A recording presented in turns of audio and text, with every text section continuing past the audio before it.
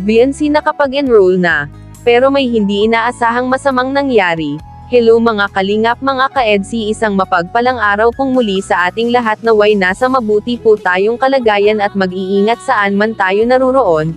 Patuloy po natin suportahan ang ama ng Kalingap, Kuya Val Santos Matubang at Kalingap Rab. Palike at pindutin na din ang notification bell para updated kayo lagi sa ating mga video.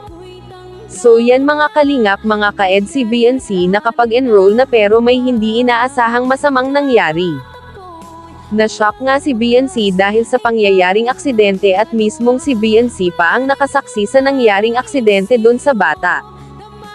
At sabi pa nga ni Red Zane sa kanyang vlog na talagang natakot at na-shock nga daw po si VNC dahil nasaksihan mismo ni VNC ang nangyaring karumal-dumal na aksidente.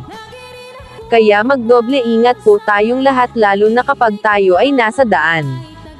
Dahil hindi po natin masasabi ang aksidente lalo na po kay VNC, sabi din ni Red Zane na hindi pa daw tiyak kung buhay pa yung bata. Napakarami na talaga ngayon ang mga nangyayaring aksidente sa panahon ngayon kaya mag-ingat po tayo lagi sa ating mga lakad. Nagpapasalamat na lang din po tayo mga kalingap na hindi nga po napahamak si VNC at ang kanyang tatay. Napakarami na talaga ng aksidente at disgrasya ang nangyayari ngayon.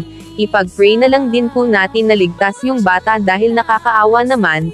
Isa din na ipinagpapasalamat natin hindi napahamak si VNC at ang kanyang tatay. Itong pangyayari na ito mga kalingap mga ka-EDSI, ito yung time na magpapa-enroll si VNC kasama ang kanyang tatay at ito po yung kanilang nasaksihan.